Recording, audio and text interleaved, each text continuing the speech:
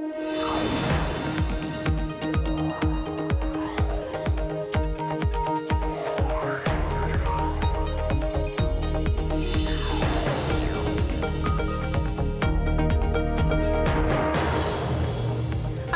San Francisco, and this is Bloomberg Technology. Coming up in the next hour, the U.S. Supreme Court frees state and local governments to collect billions in taxes from online retailers, a potentially complex and costly outcome for the e-commerce industry. Plus, a major C-suite shakeup. Brian Krzanich is removed as CEO of Intel after the chipmaker said he violated company policy. We're going to discuss who is in the running to permanently take over at Intel. And streaming services are trying to outspend each other to gain the upper hand with users. Who is taking the lead with viewers? And can traditional media like Disney keep up? First, to our top story. In a landmark ruling, the U.S. Supreme Court just ruled states and local governments can start collecting billions of dollars in sales tax from online retailers. The decision will impact online businesses that don't currently collect tax from their customers if they don't have a physical presence in that state. It overturns a 1992 ruling that had made much of the internet a tax-free zone. Online retailers as a whole fell on this news. Wayfair, Overstock, Newegg, all parties to the case and opposed the measure, saying it would hurt small businesses by hitting them with heavy costs to comply with rules for thousands of products in thousands of tax jurisdictions. Joining us now from Minneapolis, Gene Munster, Loop Ventures co-founder. In New York, we have Bloomberg Intelligence's analyst, Andrew Silberman. Gene, I want to start with you. Obviously, Amazon, eBay also in the mix here. Who are the winners and who are the losers? Well, the winners are probably brick and mortar for the next year, and we can go back and look at what's happened from Amazon when, rewind 10 years ago, only about 10% of the items they collected taxes on. Now that's about 70%. And during that time, they've actually accelerated their growth from, call it, mid-teens to mid-20%. So, but the reason why it's a win, at least near term, for traditional brick and mortar is that there is going to be a period, probably a year period, where people will maybe stop and think twice because they don't get that 5% discount on some items. And so I think that over time, people would just forget about that and kind of move on and buy what they want, where they want it online. But it is a near-term win for traditional brick and mortar, small win. We spoke with Jay Kahn of Light Street Capital, big hedge fund, big position in Wayfair. He told us high level this isn't that material because most internet retailers are already collecting taxes on the majority of their sales, and the legislation is going to be applied uniformly on the web. So Amazon won't be advantaged versus Wayfair, vice versa. Consumer behavior will not change. This isn't going to drive consumers back to traditional stores. They still pay taxes there as well. Andrew, would you agree? I'm not so sure about that. I actually think that it's going to make a big difference for companies like Wayfair and Newegg because they're not used to collecting these taxes. We're talking about 12,000 different tax jurisdictions that they're going to have to comply with. Amazon's already doing that, so they have an advantage over companies like Wayfair. So I think that certainly brick and mortar companies will benefit, but I actually think Amazon benefits here as well. Let's talk about, Gene, what this really will mean for consumers. I mean, consumers love low prices, but in this day and age, they really love convenience. You're exactly right. As we've surveyed this over the years, and I was surprised when I originally found this out. Not as surprised today, but cost price is the third reason why people shop online.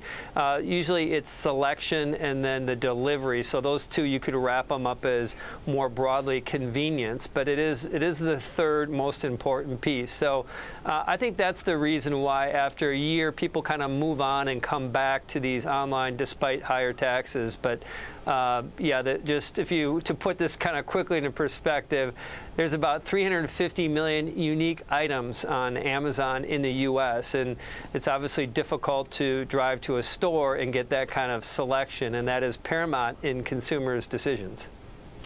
eBay statement in today's ruling is limited to large online retailers and confirms that small businesses are clearly viewed differently by the court. Now is the time for Congress to provide clear tax rules with a strong small business exemption. Andrew, talk to us about what this decision doesn't address and what will be left up to Congress. Yeah, Congress has a lot of things they have to address, actually. One of the things is back taxes. Some of these states want to collect back taxes for years, going back for sales taxes that have been collected. South Dakota, not one of those. It's not part of their law that was at issue. But also a de minimis rule. Congress has proposed a couple of different laws that haven't been approved. That set a de minimis at a pretty high level. I think it's $1 million was the last bill. South Dakota's rule, I think, is much lower. The de minimis rule is something like 10,000.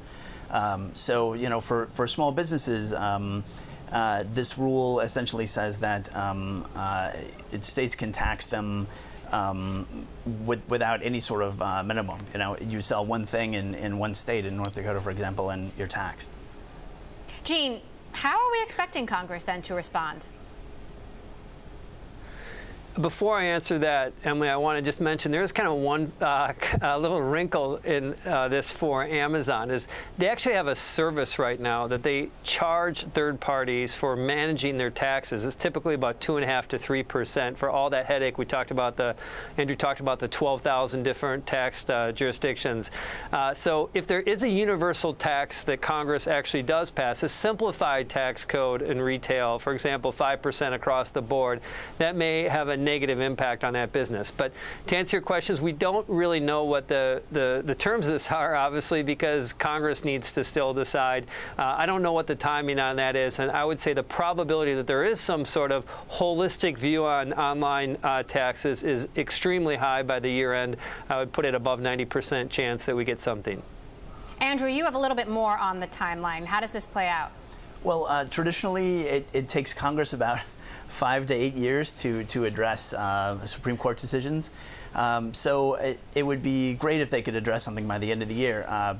We haven't seen Congress getting their act together on things that are even this significant. So it's pretty hard to say. I'd like to see something by the end of the year, but I think it's difficult to say whether they'll be able to do something. Although, we do have a couple of bills that are already there, so they could just reintroduce one of the bills that are just pending.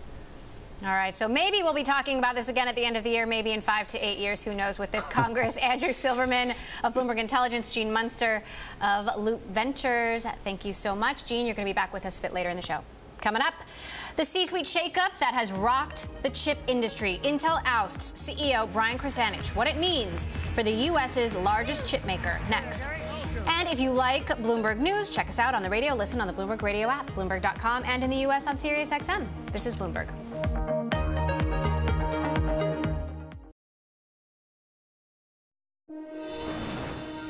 A shocking shakeup at the top of the biggest U.S. chip maker. Intel CEO Brian Krzanich has resigned after the company learned he had a consensual relationship with an employee.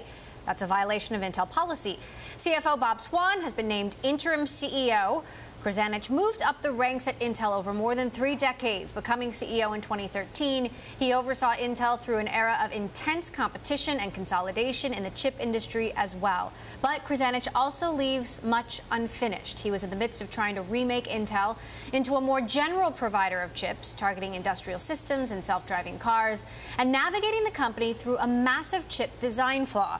Here to discuss, we have Romit Shah, Managing Director and Senior Analyst at Nomura Instinet, and Bloomberg Tech's Ian King, who's been covering the chip industry for years. And Ian, you probably know more about Intel than any other journalist in the world. What happened here? Yeah, I mean, this is obviously shocking. This happened all of a sudden. We're still looking into exactly what happened, who it was, what kind of a relationship there was. So, this is very much an ongoing process. The company is just trying to draw a line under this and move on, but I don't think they're going to be allowed to let that happen. I mean, clearly, we're in an environment, as you know, and as you wrote about yourself, Emily, where this kind of behavior, this kind of thing is no longer just something that gets swept under the table, and this won't be. And actually, Brian Krzanich was one of the executives who was out there talking about equal rights, advocate of the Me Too movement. Yeah. No, exactly. I mean, if you just look at his Twitter account, which is still open, you can see all of these statements that he made. He tied executive pay inside Intel to a greater proportion of minorities, including women being represented in that workplace. And traditionally in the semiconductor industry, there just aren't that many women at all. So, you know, he's out there. He was one of the public faces of let's do something about this. And then this happens. They also significantly increased referral bonuses for diverse candidates as part of this diversity push. Now, I want you to take a look at this chart in the GTV library, which shows Intel's growth under Krasanich. Romit, your team has had the opportunity to meet with Brian several times. How did this strike you? It's disappointing. We actually met with him a few weeks ago, and I have always had a tremendous amount of respect for Brian. He has always been very, straightforward and candid in response to our questions, which, as a sell-side analyst, I can tell you is a rarity. I thought he did a good job. Under his tenure, the company grew revenues by more than $15 billion. They grew earnings per share by almost 100%. Now, Ian, Intel has always promoted from within. Could they break tradition here and go for an outsider? Yeah, I mean, they're in an interesting situation here where they haven't really faced before. Clearly, they've had a plan all the time. They've had this, we'll encourage executives to get experience, and then we'll see really who sorts themselves out, comes to the front of the pack. We make them the president, the COO, and then we have a clear succession policy in place. That obviously isn't the case right now. Krasanich has also been fairly dynamic at bringing in people from the outside, and a lot of the people who would be the natural kind of successors or the people who would naturally step in this kind of a situation, the Stacey Smiths, the Renee Jameses, aren't there, right? They're gone. And he got rid of them, right? Or they at least left because they didn't want to stay. So that does leave something of a vacuum in terms of that continuity. So yes, Intel is definitely going to have to widen its viewpoint in terms of where it goes next. Now, the interim CEO, Bob Swan, he was on Bloomberg Television a couple of months ago talking about the accomplishments over the last couple of years, the challenges ahead. Take a listen. Over the course of the last couple of years, we have dramatically expanded our served market. Where we used to focus primarily on CPUs, we now focus on the increased demands for data and where silicon can be a differentiator. So our product portfolio today includes CPUs and FPGAs and artificial intelligence for the data center, for PCs, for autonomous vehicles. So we've dramatically expanded the market that we serve. Romit, who are the most likely contenders here, and should it be an insider or an outsider? I think if they go the inside route, I think the top candidate is probably Murthy, who's effectively their chief engineering officer. But I also think there's some outside candidates that Intel will seriously consider. You highlighted Sanjay Jha, former Qualcomm executive, ran Global Foundries, which is a manufacturing powerhouse until very recently, somebody who's respected by some of the largest shareholders in the sector. Hock Tan at Broadcom has done a phenomenal job, and there's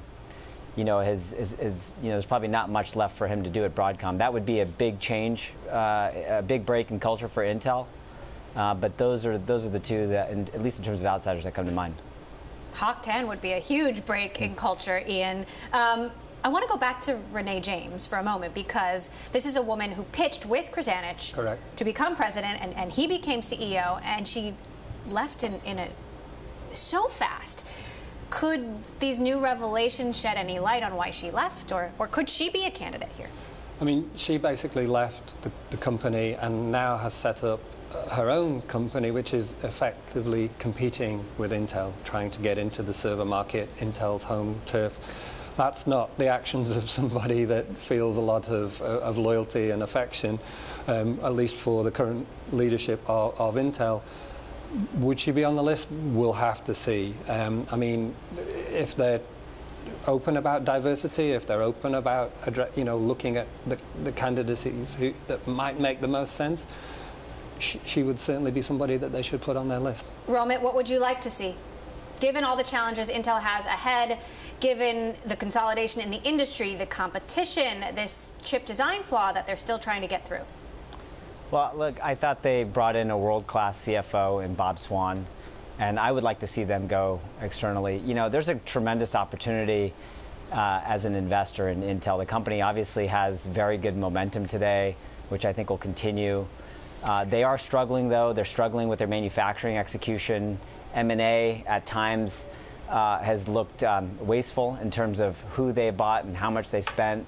If you bring in the right executive with a good track record, I think there's a really a tremendous opportunity for Intel's multiple to re-rate. And you know, the current price could actually be a very attractive entry point. So we'll see who that person is. It's pure speculation at this point, but I do see this change as really as an opportunity in Intel shares. Brian Krasanich, Ian, we crunched the numbers, leaving $45 million on the table. That's right. Yeah, that's a lot of money. That's a big mistake. And but to Romit's point, all of the things that Brian said he was going to do at Intel, he put the beginnings of those things in place, but none of them have yet manifested themselves. They're still riding that server business. They're still doing really well at what they've always done well at. If we're to believe some of Romit's counterparts elsewhere, that train is going to come to the end of its run in the near future. They need somebody who can either execute on what he said he was going to do or find a new way forward for them. All right. Ian King, Bloomberg Tech, Romit Shah, Nomura Instinet. Thank you both. We'll continue to follow. I know, Ian, you are continuing to dig on this. Coming up, Apple announces its plans to stream children's programming, partnering with the creators of Sesame Street. We're going to break down Apple's billion-dollar plans for original content and whether it can compete with Netflix. This is Bloomberg.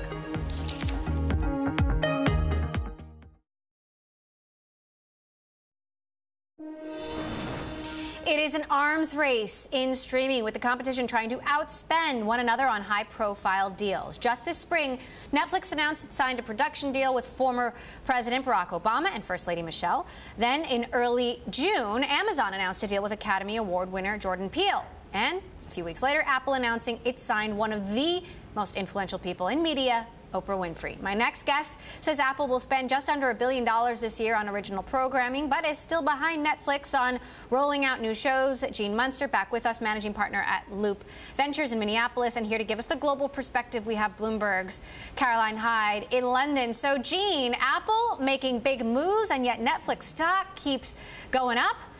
How well can Apple compete here? Well, they can compete in a big way because obviously they've got the resources to do it. They're going to lag probably, we estimate, over the next 5 years. They'll spend probably about $15 billion in original content, and Netflix will probably be about $45 billion. But I just want to give people some insight to why Apple can be a major player here. If we rewind the clock to 2013, Netflix had 13 original series. Apple now has 17 of those in the pipeline, so they're kind of 5 years behind, but they have a distinct advantage over Netflix, and that is the power of the operating system. And we've seen that play out with Apple Music. They had 20 million subscribers a year and a half ago. They have 50 million today. That's these nudges, these notifications that you periodically get to sign up for Apple services. That's the kind of thing that I think Netflix should be worried about, because we know, even though Apple has messed up on content to date with CarPlay Karaoke and Planet of the Apps being disasters, we know that if you look at the pipeline they have now, they're going to get this right and have quality content and a unique distribution to compete against Netflix. And yet, you've got analysts out there, Dan Ives at GBH, with a $500 price target on Netflix. Netflix's market cap is $23 billion more than Disney. Does that make sense? It makes sense in the context that content, overused phrase, long-standing phrase of content is king, and you can see how things can get disrupted. I think that there can be multiple winners in here. I would look at it a little bit different.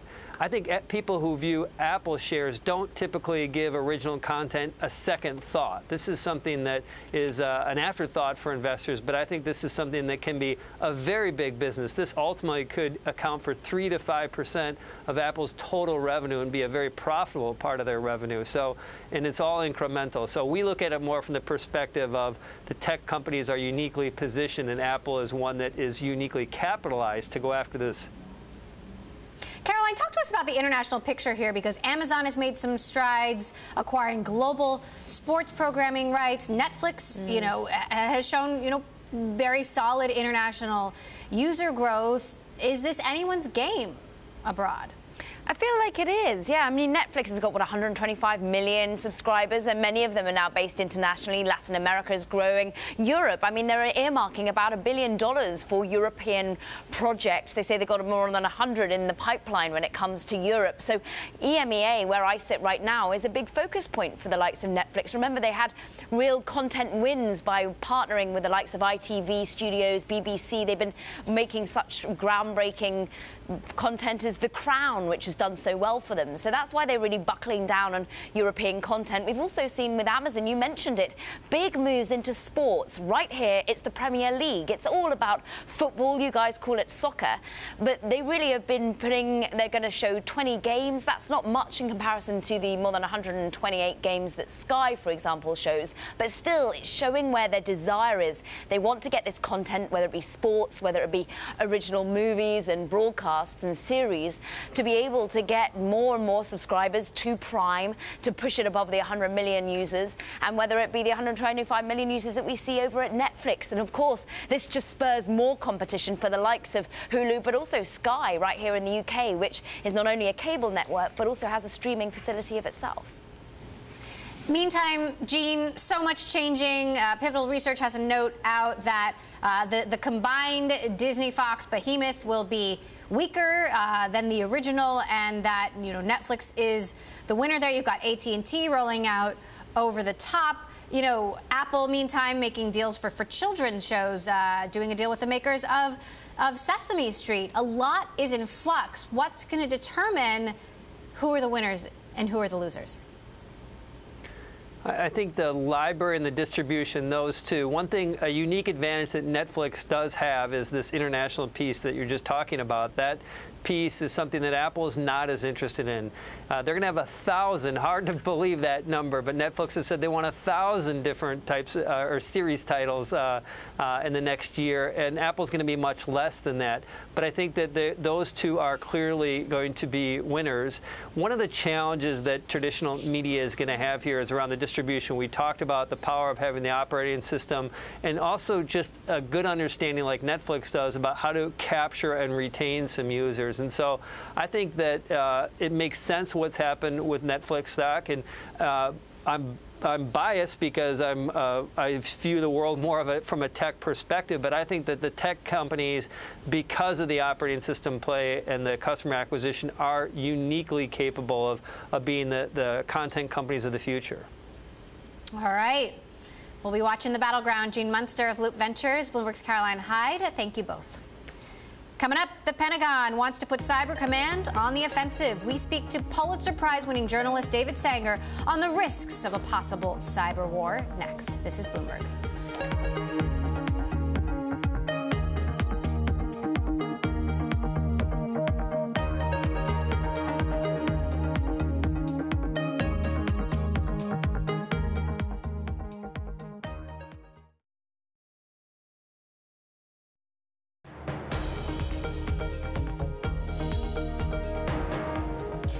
This is Bloomberg Technology. I'm Emily Chang in San Francisco. U.S. Cyber Command is ready to go on the offensive. The Pentagon has made a notable change in its strategy for a division that, until now, was primarily a shield against cyber attacks. Just last month, the U.S. State Department issued a report saying the government needs to come up with a new strategy for stopping cyber intrusion. So what does it mean for America's cyber defense or offense? To answer that and more, I want to bring in Pulitzer Prize-winning journalist and national security correspondent for the New York Times, David Sanger. He is out with a new book on cyber warfare called The Perfect Weapon: War, Sabotage, and Fear in the Cyber Age. You compare the rise of cyber weapons to the invention of the atomic bomb. Give us the lay of this new battlefield. Where are the biggest threats and who are they coming from? Well, you know, the first comparison I do, Emily, is actually the invention of the airplane, because when the airplane came in and the Wright brothers first showed it to the military, their first response was, this is great. We'll put it up over the enemy troops. We'll see where their vulnerabilities are, and we'll send in the cavalry, you know, like on horseback. And it was about 4 years before people began dropping bombs with airplanes. And ultimately dropped the atomic bomb, the ultimate combination of technologies that gave them the reach and the power. For cyber, we're just at sort of that World War I period, where we've gotten past the thought that cyber is just going to be used for surveillance. We understand you can arm it. We understand you can blow up Iranian centrifuges with it and North Korean missiles. But we keep discovering other vulnerabilities that take us by surprise.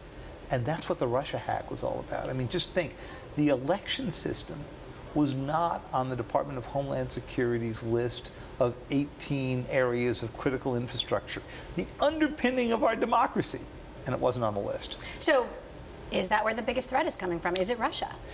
Well, the four big actors I discuss in this book among American adversaries are Russia, China, North Korea, and Iran. And of that group, the Russians are the savviest.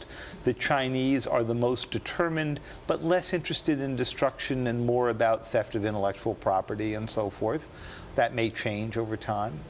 And the Iranians and the North Koreans see it as a great leveler. The thing that they can use, because they know that for all their pursuit of atomic weapons, they're never going to use an atomic weapon. They can't. They know what the next 45 minutes would look like. Whereas cyber, you can dial up and you can dial down. You mentioned the Cyber Command change in strategy, which is in the book, and I wrote a little bit about this in the Times earlier this week, just in an excerpt from the book. Here, you have to think of sort of counterterrorism strategy. For a while, we were saying, we're going to go inspect everything coming into the border to see if there's a bomb aboard a freighter or an airplane. And then in counterterrorism strategy post 9/11, we started knocking down houses in Pakistan where you thought the bomb makers were at work. That's what Cyber Command wants to do here. They want to go to a place where they think code is being developed that is being designed to attack the United States. The problem is, you take that out, and the country you've hit says, well, wait a minute. We were just doing coding for, a kindergarten through third grade educational software.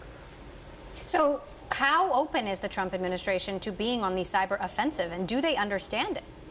Really good question, because when John Bolton came in to be the National Security Advisor a few months ago, the first thing he did was fire the two people who knew the most about cyber within the National Security Council arena. One was the Homeland Security Advisor, who's been replaced by somebody from the Coast Guard. The other was a longtime NSA employee named Rob Joyce, who had run the Tailored Access Operations Unit of the NSA. That's the unit that breaks into foreign computer systems. He was a cyber offensive expert. And they not only got rid of him, they eliminated the position and can't really explain to us, or haven't explained to us, why, other than to say, well, cyber's everywhere. It's part of all of what we do. So how well armed, then, is the U.S. now, or is it too little too late? We are very well armed, and we have absolutely no strategy around that armament, okay? So we've been investing in the weapons. And you can tell, the operation against Iran was big. In the book, I describe a similar operation of dubious success against the North Korean missile program. However, we have not developed the doctrine under which would decide when we're going to use these weapons and when we're not. And we won't even talk about them in public. If you won't do that, you can't begin to set some guide rails of this is off limits. Election systems, nobody should attack. Civilian infrastructure that supports hospitals, no one should attack. Communication systems used by emergency workers, no one should attack. And yet they're being attacked all the time. They are. And so part of the message of this book is the solution to this is not just technological. Yeah, we've got to do better on the technology, but you're always going to be playing catch up in cyber defense. There's got to be the beginnings of some political solution. So is there hope for that in this administration? So far, I haven't seen much of it, Emily. There was discussion in the Obama years of cyber norms, and there was a UN group that set up to go do it. The last set of discussions they had last summer broke down, not really because of the Trump administration, really because of the Chinese in large cases. But if you don't begin to discuss how to control the technology, you're going to end up being on the losing side of it. So U.S. infrastructure has been undermined, attacked. We're heading into the midterms. Is this happening now? Is it going to keep happening? Are our elections going to be undermined again? Well, good question. One thing that helps when you're worrying about undermined elections is this time Americans know a little bit about what this looks like from the Russia hack. Doesn't mean it'll look the same way the next time. But in France, with the warning of what happened to us, the fake Facebook posts and all that didn't have a whole lot of effect because people were identifying it as coming from Russia. What worries me about our next election, not just 2018 but 2020, is there will be other countries that will learn from what the Russians did and will devise new approaches. And the constant problem in cyber is you're always behind the eight ball. The attackers are always thinking of new ways in, which is why you're seeing new defense technologies that look at sort of behavior instead of just past patterns. But we also need to begin to think about what the geopolitical solution is to this. How vulnerable, even though they have new information, is Facebook to being turned into a weapon again?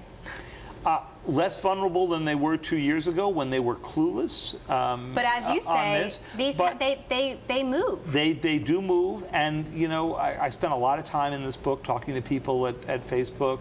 You'll see Alex Stamos talk. Right, former head security officer who is no longer the head of security. I think he's still at Facebook, but for now. Yeah, for now. But he, a really brilliant guy. But he made the point that the reason they missed the hacks was that they weren't looking for them. They didn't actually understand the behavior on their platform.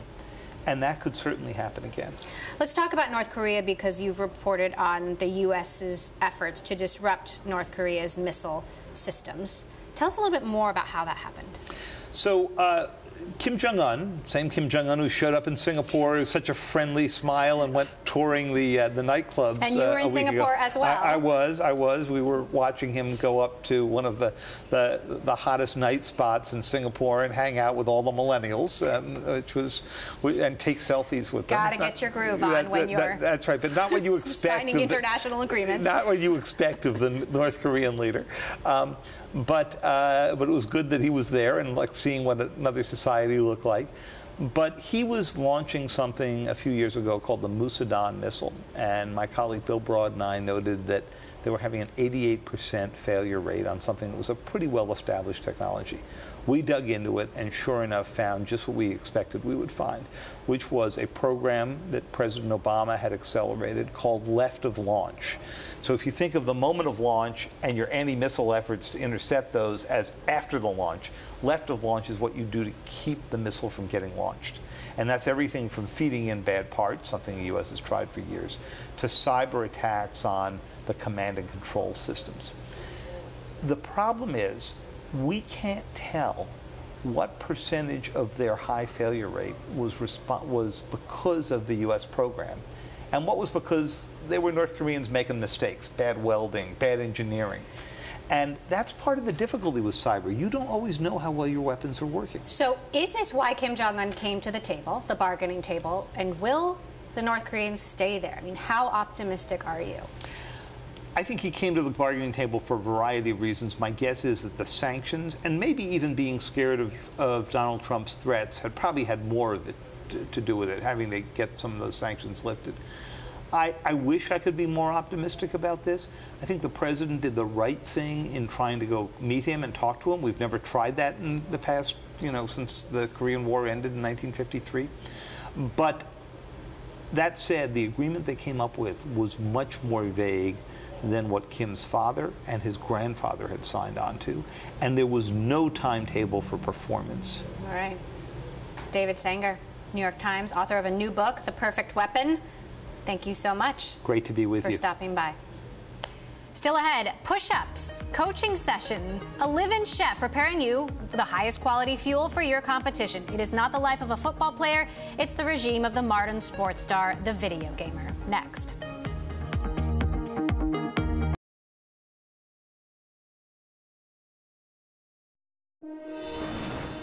The largest radio broadcaster in the United States has turned down an offer from John Malone's Liberty Media. iHeartMedia formally rejected the bid, slightly less than $1.2 billion for a 40% stake.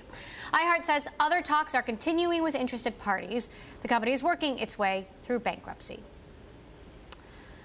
Well, are you looking for a job? One that lets you gun down the competition, fight off hordes of alien invaders, lets you be part of a team of top athletes with rapid twitch fingers ready to go, and one that pays up to $4,000 a month with 5-digit signing bonuses?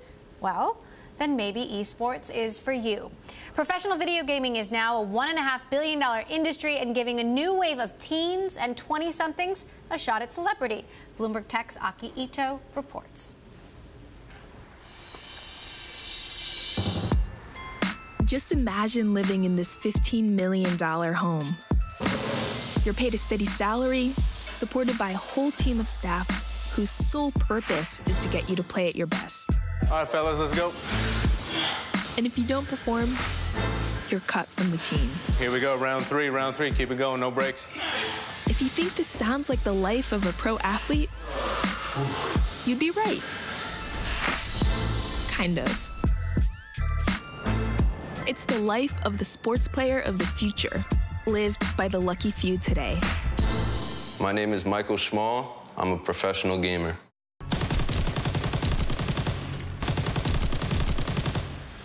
Oh my gosh. For someone who's uneducated in the esports scene and doesn't understand how it works, the way I would describe it is it's kind of similar to a professional athlete. It's a lot of preparation, hard work, and team effort. I think one guy's above me. No, trust me, he's not.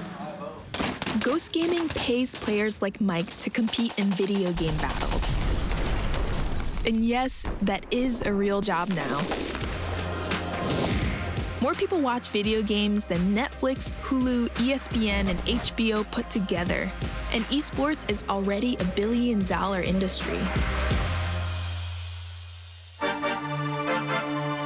That's how Ghost can afford to shower players with all kinds of perks, like this team house.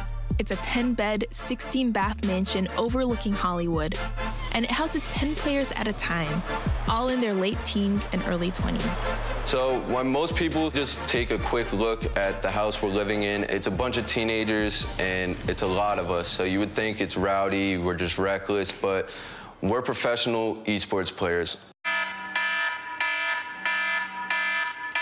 Here's the day of a professional gamer.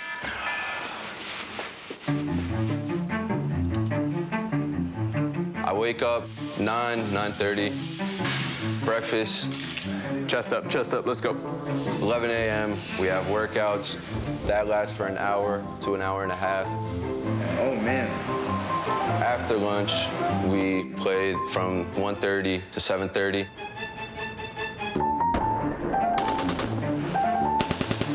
And that's just a long grind of playing against other talented teams. Good job. We played from lunch to dinner. You have a wild lobster tail with chive butter. I put it on Twitter. How you doing, Mike? Looks amazing.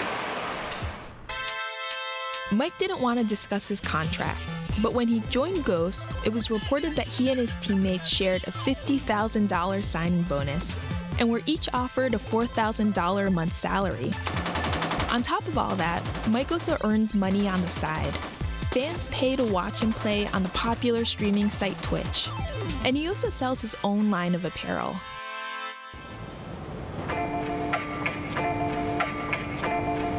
But like professional sports, gaming is not a lifelong career, and there's a ton of turnover too. 3 months after I met Mike, Ghost dropped him from the team, and he's now back home in New Jersey. This sounds very tragic and could nearly end a player's career, but this is a very common thing in the scene, and players get released and switched around all the time. My advice to young gamers that want to play professionally, you got to stay patient, you got to stay dedicated, and understand that it's going to take sacrifice because there's always another person out there trying to take that spot. But I don't have any plans to give up the gaming career. I'm going to bounce back from this and make my mom and dad proud. Now I want to bring in Bloomberg Tech's Aki Ito down in the Hollywood Hills shooting that story. Do all pro gamers live like this? No, they certainly don't. Just the best of the best. But it is true that they are earning bigger and bigger salaries, signing bonuses, all kinds of perks, but maybe not that glamorous. I could get used to that life, but why do they need a personal chef and a personal trainer? I mean, come on, you're sitting on the couch. Well, that's the thing. If you're playing video games all day, that's an incredibly unhealthy thing. So you do need to correct some bad bad habits from before, get them on low-carb diets, that kind of thing. So, the characters we saw here, what are they up to now? So Mike, who you saw featured in that episode just there, he actually just signed on with a new team. So, we heard him in the video talk about how he's going to bounce back, and he did. Tell us a little bit about, this is the first of many, tell us a little bit about the inspiration behind this series and what we're going to see. Sure. I mean, as a technology journalist, I spent a lot of time talking about the jobs that technology is replacing, and obviously that's a really very real concern. But I also think it's harder to see the jobs that technology is creating, so I wanted to go out and find those. The jobs that kids right now, once they graduate from college, from grad school, they might go into in the future. So I have 3 boys. Is this the life that awaits them? It's certainly an option for them. I'm okay with the salary, not so much the couch. Just get them a personal trainer. All right, Aki Ito, the host of Bloomberg's Decrypted podcast, thank you so much for joining us. Coming up, 911 call centers around the country will soon be able to accurately locate those in need of help. We'll speak with the CEO of the startup partnering with Apple to make this a reality. Next, this is Bloomberg.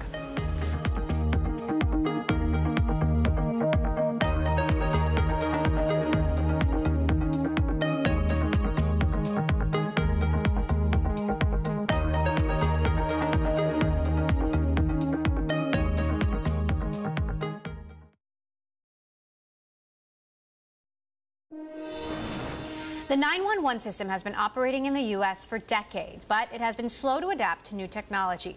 The majority of people now call 911 on their mobile device, but the call centers can't access a crucial piece of data from that device, and that is their location. The startup Rapid SOS is changing that with a new partnership announced with Apple this week. The CEO of Rapid SOS, Michael Martin, joins us now from New York. So, Michael, first of all, how backwards is the United States here? I find it shocking in 2018 that they can't access our location from a cell phone. Yeah, I mean, it's remarkable, right? I mean, 911 telecommunicators do extraordinary work managing over 650,000 emergencies every single day in the United States. But America's 911 infrastructure dates back to the 1960s and 1970s in most parts of the country. So the result is that when you call 911, there's almost no data available around that call. It's primarily a voice-based system still today. So why can Uber find me but my cell phone can't? Yeah, so Uber's operating over very modern IP pathways versus the 911 system primarily relies on legacy, the public switch telephone network primarily. So the result is that when you are call, 911 is generally not even getting your name. And oftentimes have a very hard time locating you quickly around that emergency as well. And in fact, actually, other countries are way ahead in terms of this, right? I mean, they can tell you down to what floor you're on. Yeah, it really depends across globally. So you see all sorts of countries that have implemented 911 or 112 or 999 in different ways. Here in the United States, we developed this system back in 1968, and since then it's just been a real challenge because we have such a fragmented system. We have over 6,000 different 911 centers running approximately 25,000 different software systems. So it's a very complicated and antiquated infrastructure that sits behind our 911 system. So how exactly does your partnership with Apple work, and how will it change my iPhone?